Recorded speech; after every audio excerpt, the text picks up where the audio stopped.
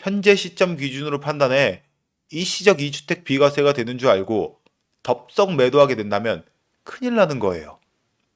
위에 말씀드렸던 두 가지 요건을 놓친다면 양도소득세로 적어도 몇 천만 원에서 많게는 몇억 원까지 환급할 수도 있으며 심지어 추후에 가산세까지 물게 될 수도 있어요. 안녕하세요. 프로젝트커입니다. 제가 지난 영상에서 앞으로 똘똘한 현상이 심화될 것이고 이에 정부 정책 및 세제 혜택 등을 고려했을 때 일시적 2주택 투자 방식이 최고의 투자 방식이라고 설명드렸었는데요. 최근 2월 말 한국은행에서 금리 인하를 단행하였죠. 그러면서 2025년 연내에 2에서 3회 정도 더 인하할 수 있음을 시사하였는데 이러한 금리 인하는 결국 부동산 가격에 영향을 미칠 수밖에 없겠죠. 오늘은 투자금 및 수익금을 최대화할 수 있는 일시적 2주택 투자 방식의 세부 사항에 대해 말씀드려보려고 해요. 까딱 몇 개 놓치면 비과세 혜택을 놓쳐 몇 천만 원에서 몇억 원까지 손해볼 수 있으니 오늘 영상 끝까지 확인하시어 소중한 자산 지키시길 바랍니다. 우리 모두는 주택시장에서 세 가지 타입으로 나눠집니다. 무주택자이거나 1주택자이거나 다주택자이거나 이것은 우리가 원튼 원하지 않든 이 세 가지 항목에 속해 있을 수밖에 없고요. 저는 지난 시간에 각 주택자 별 장단점에 대해 말씀드렸었는데요. 다시 한번 간단하게 말씀드리면 무주택자는 부동산 가격이 떨어지면 화폐 가치를 보존할 수 있으나 물가가 오르거나 부동산 가격이 오르면 인플레이션 현상이 발생된다는 단점을 가지고 있습니다. 앞서 보셨던 것처럼 기준금리가 계속적으로 인하하게 된다면 화폐 가치는 계속적으로 떨어져 손해를 볼 수밖에 없는 구조죠. 반면에 1주택자는 무주택자의 인플레이션 해치 현상을 보완할 수는 있겠죠. 하지만 단점으로는 제자리 걸음 효과가 발생하는데요. 모든 부동산은 전반적으로 같이 오르거나 같이 내려가는 성향이 강하기 때문에 더 상급지 위치에 있는 부동산이 더 많이 오를 가능성이 높습니다. 그렇다면 나의 자산 순위는 항상 똑같은 위치가 될 수밖에 없겠죠. 마지막으로 다주택자는 부동산 시장이 오르면 최대의 이득을 보긴 하겠지만 부동산 가격 하락 시 레버리지, 역전세 현상 등으로 현금 누수가 엄청나게 될 수 있으며 양도세 및 취득세 중과 종부세 등 세제 혜택 등이 매우 불리하다는 단점이 있습니다.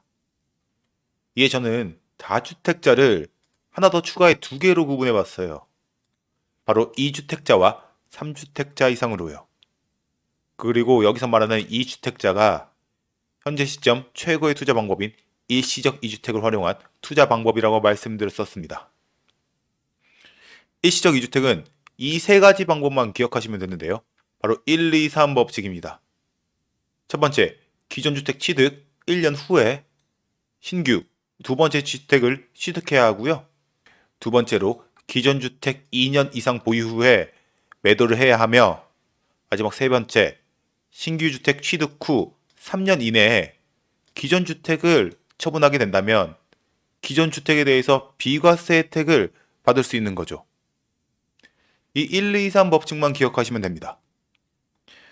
간단하게 예시를 들어보면 2020년 7월 22일에 첫 번째 주택을 매수했다고 가정해 봅시다. 두 번째 주택은 1년 이상 지난 후에 매수해야 되기 때문에 21년 7월 23일에 매수하였다고 가정해 보자고요. 그렇다면 비과세를 받기 위해선 1번 주택 취득 후 2년 이상이 지난 시점인 2022년 7월 23일 이후에 매도해야 하며 두 번째 주택 취득 후 3년 이내인 24년 7월 24일 이전에 매도해야만 비과세 요건을 받을 수 있게 되는 거죠. 결론적으로 무주택자의 인플레이션에 대한 단점, 1주택자의 제자리 걸음 효과에 대한 단점, 다주택자의 높은 리스크와 관리의 어려움, 세제 혜택 등을 모두 극복한 2025년 최적의 투자 방식이 일시적 2주택 투자 방식이라고 말씀드렸었습니다. 하지만 이러한 일시적 2주택은 부동산의 위치, 형태, 규제 지역에 따라 비과세 요건이 모두 달라지는데요. 만약 비과세 요건을 맞추지 못한다면 최소 몇 천만 원에서 많게는 몇억 원까지 공중에 분해될 수 있다는 단점이 있어요. 지금부터는 본격적으로 이 주의사항에 대해 하나씩 사례를 들어보면서 말씀드려 볼게요. 여러분들, 부동산 규제 지역에 대해 다들 알고 계시죠? 부동산 상승기였던 2017년에서 2023년까지 조정 대상 지역에 해당하는 곳이 많았었고, 25년 초를 기점으로 서초구, 강남구, 용산구가 해제되면서 지금은 규제 지역에 묶인 곳이 존재하지 않고 있습니다. 기본적으로 이러한 조정 대상 지역 내에서 일시적 2주택을 달성하기 위해서는 보유뿐만 아니라 실거주 2년까지 채워야만 비과세 요건이 달성됩니다. 기존 비과세 요건과 마찬가지로 신규 주택은 A주택 매수 1년 이후에 매수해야만 하고요. 여기서 핵심은 매도 당시의 조정 대상 지역 여부 판단이 아니라 취득 당시에 규제 지역 여부가 비과세 여부를 좌우한다는 점이에요. 현재 비규제 지역이라고 해서 비과세인 줄 알고 매도했다가는 큰일 나는 거예요. 지금부터는 본격적인 예시와 함께 한번 말씀드려 볼게요. K군은 일시적 2주택 투자 방법을 활용해 부동산 시장에서 최대의 효율 및 이득을 얻고 싶어 합니다. A주택이 2019년 1월 1일에 조정 대상 지역에 포함되었고, K군은 A주택을 2019년 7월 1일에 매수하였다고 가정해 봅시다. 실거주는 하지 않고 보유하고 있었으며, 일시적 2주택을 위해 1년이 지난 시점인 2020년 7월 2일에 B주택을 매수 및 보유하게 됩니다. 그 후 신규 주택인 B주택 취득 3년 이내인 2023년 7월 1일에 A주택을 매도하였다고 가정해 보자고요. K군은 비과세 요건을 충족받을 수 있을까요? 충족하지 못합니다. A주택을 조정 대상 지역 이후 취득하였기 때문에 A주택의 보유 및 실거주 2년까지 달성해야만 비과세 요건이 충족될 수 있습니다. 다음 사례 한번 살펴볼게요. A주택이 마찬가지로 2019년 1월 1일에 조정 대상 지역에 지정이 되었고, 이를 2019년 7월 1일에 매수 및 보유하였다고 가정해 보자고요. 그 후 일시적 2주택 투자 방법을 위해 1년 후인 2020년 7월 2일에 B주택을 매수 및 보유하게 되었는데, K군은 B주택을 매수한 후에 뒤늦게 깨달았습니다. 실거주 2년을 달성해야만 비과세 요건을 취득할 수 있구나 라는 사실을요. 그렇게 K군은 2021년 7월 1일부터 실거주를 시작해 B주택 매수 3년 이내인 2023년 7월 1일에 기존 주택인 A주택을 매도하게 됩니다. 이 경우 비과세 요건이 충족될 수 있을까요? 네, 충족됩니다. 실거주 여부는 기존 주택인 A주택을 매도하기 전 어느 때라도 2년 기간만 채우면 되기 때문에 B주택 매수 후 3년 이내의 시기라면 위의 경우처럼 K군은 비과세 요건을 받을 수 있는 거죠.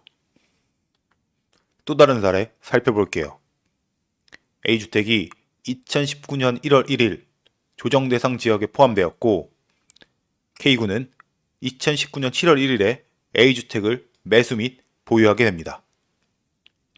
그 후 일시적 2주택 투자 방법을 위해 7월 2일에 B주택을 매수 및 보유했다고 가정해 보자고요. 그 후 2021년 7월 1일에 A주택이 조정 대상 지역에서 해제가 되게 됩니다. 그렇게 K군은 2023년 7월 1일에 기존 주택이었던 A주택을 매도하게 됩니다. 이 경우 비과세 요건은 충족될 수 있을까요? 충족되지 않습니다. A주택을 매수한 시점인 2019년 1월 1일은 조정 대상 지역이었으므로 매도 당시 조정 대상 지역이 해제되었다고 하더라도 실거주 여부는 취득 당시의 조정 대상 지역 여부가 중요하기 때문에 실거주 2년까지 충족해야만 비과세 혜택을 받을 수 있게 되는 거죠. 마지막 네 번째 예시 한번 살펴볼게요.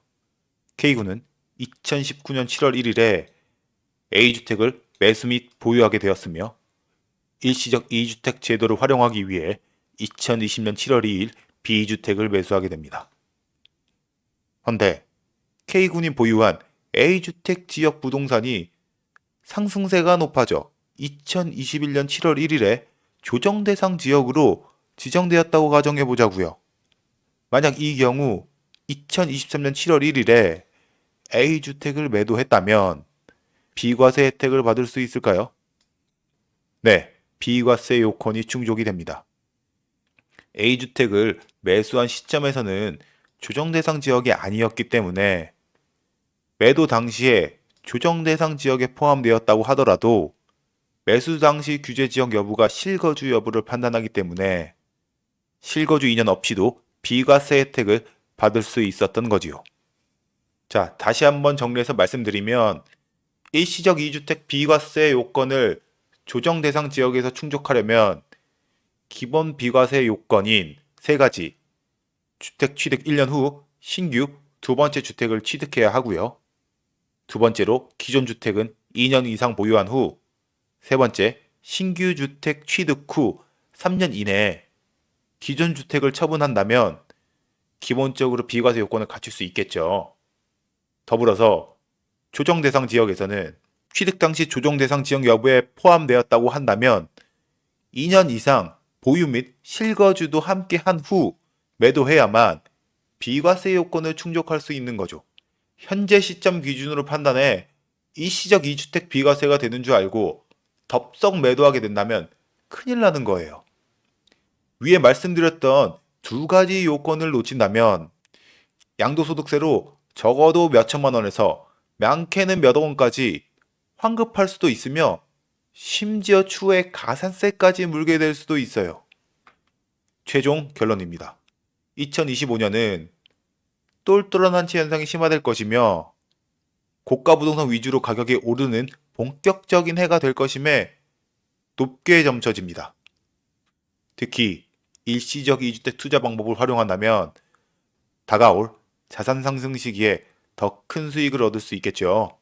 일시적 2주택 투자 방식은 기본적으로 수익성은 2배, 리스크는 다소 낮으며 관리가 용이하고 세제 혜택이 최고이기 때문에 가장 추천드리는 투자 방식입니다. 일시적 2주택 투자 방식을 위해선 1, 2, 3 법칙을 기억해야 하는데 기존 주택 취득 1년 후 신규 주택을 매입하고 기존 주택 취득 2년 뒤 플러스 신규 주택 매입 3년 이내에 기존 주택을 처분한다면 일시적 2주택 기본 요건을 달성하게 됩니다. 더불어 규제 지역에서는 두 가지 사항을 더 유념해야 하는데요. 기존 주택 매도 당시 규제 여부가 아닌 취득 당시 규제 지역 여부를 판단해서 실거주 의무 대상을 판단해야 하고요.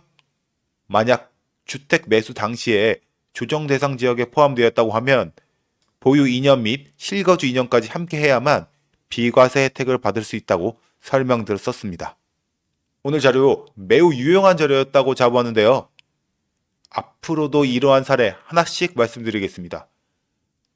다음 시간에는 일시적 2주택 3탄, 재개발 재건축, 입주권 내 일시적 2주택 투자 활용 방안에 대해서 말씀드려보려고 합니다. 많은 기대 부탁드리고 좋아요, 구독, 댓글은 항상 큰 힘이 됩니다. 감사합니다.